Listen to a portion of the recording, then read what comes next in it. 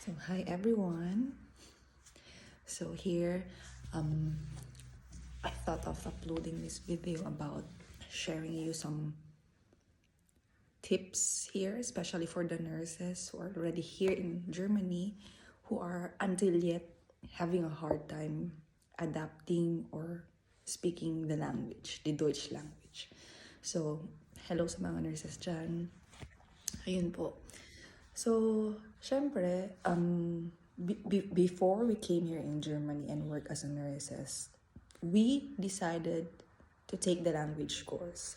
That means, primarily, it was your choice to work here in Germany.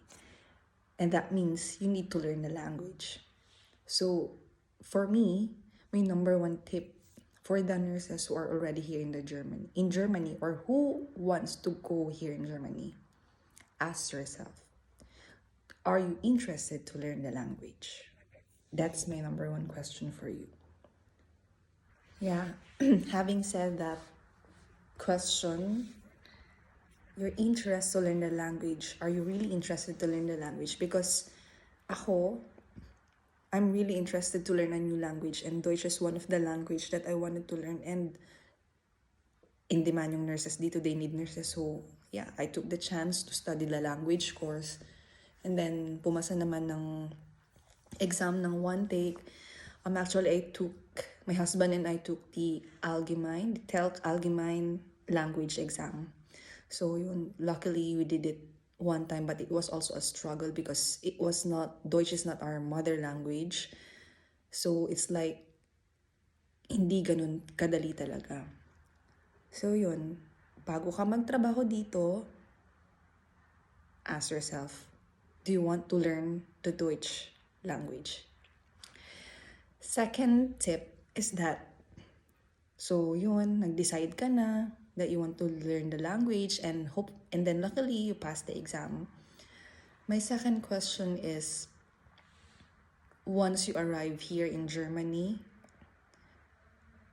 what are your methods or ways on how can you improve yourself in the language? So, syempre, pumasa na kayo, nandito na kayo. Meron ba kayong mga strategies or self-assignment kung paano nyo i-improve yung sarili nyo sa language? Yes, for me, sinabi ko sa sarili ko when I arrived here and started working in the hospital na that I should have the courage to ask questions and the courage to speak the language. Because what's the point of learning the language when I don't practice it? And how could I practice it? By speaking, by talking to the colleagues, by asking questions. I know it's not hard. It's not easy, It's not so easy. Meron sa beginning na nahihiya tayo, pinagdaanan ko yan. Pero I made a choice na lakasan yung loob ko. I made the choice to have this courage to speak.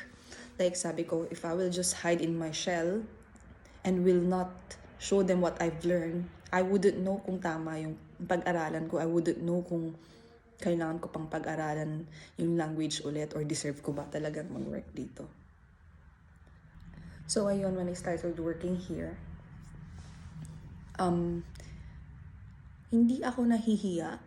Inalis ko yung hiya-hiya sa sarili ko na magtanong, makipag-usap sa mga kuligin ko kahit alam kong barok yung Deutsch ko kasi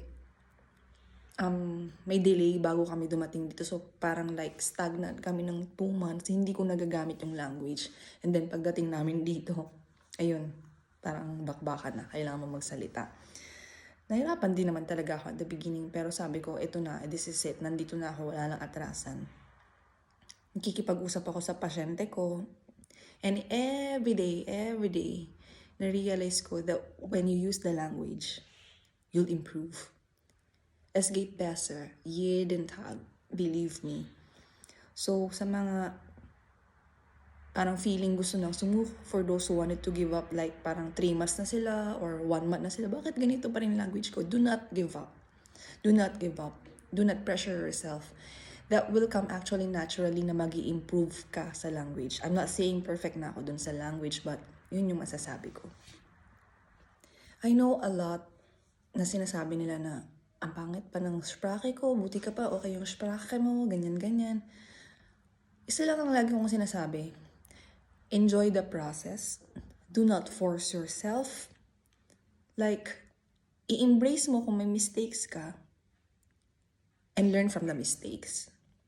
And yun nga, practice, practice, practice.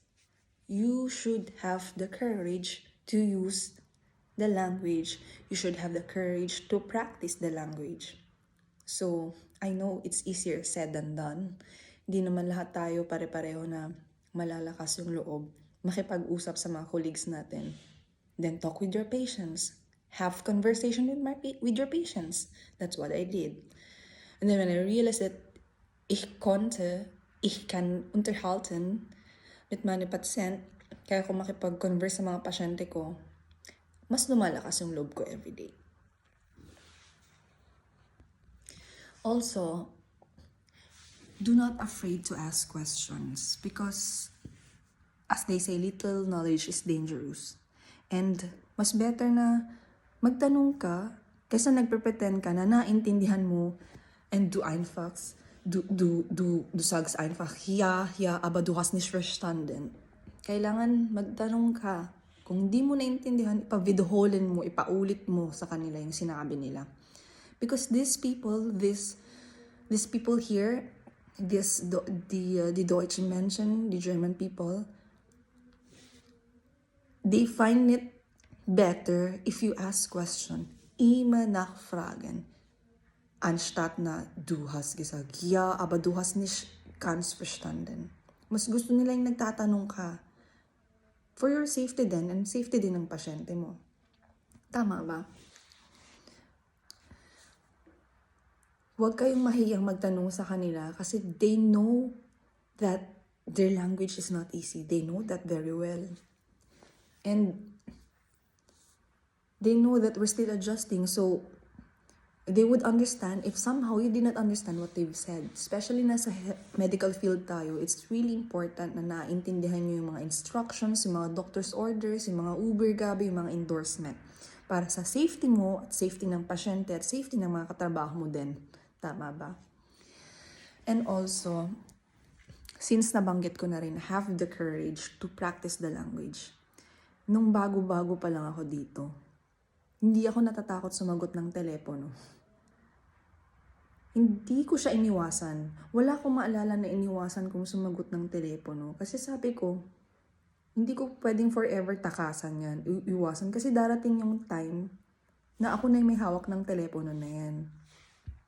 So habang Einarbeitung ako, habang probationary ako, I took the chance, I took that probationary period na aralin lahat ng kailangan kong pag-aralan. So, regarding pag-answer ng telephone, huwag niyong iiwasan yan because you can never escape that. Until na maging senior ka na, tumagal ka na, ikaw na maghahawak ng telepono. At kailangan mo nang sumagot ng telepono. To make it short, para sa lahat ng nurses, marami rin kasi ako napapanood sa TikTok na mga nurses, Pinoy nurses na nandito na hirap pa rin sa language. Kahit naman ako, I took the IELTS exam, pero nagtatanong din ako sa sarili ko, ba't ako nandito? Hindi kasi ganun talaga kadaling language nila, but you must have the interest, you must have the motivation to learn the language, and do your part to learn the language kahit nandito ka na.